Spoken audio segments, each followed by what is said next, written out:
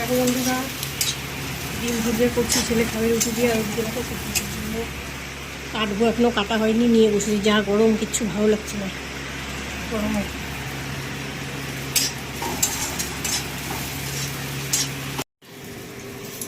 দেখো রান্নাবান্না শুরু করে দিচ্ছি। পেঁয়াজিটা হয়ে গেছে, আর এটা নিম বেগুনের বেগুনটা ভাজছি। এই যে মাছ, আর এই যে সবজি মাছের, আর এই ধনের পাতা।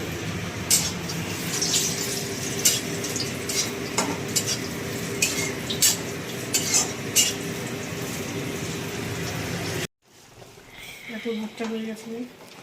আজকে সব নিম পাতাটা ভাজা বাকি আছে, নিম পাতা লাস্টে ভাজবো। মাছের ঝোল ফুটছে।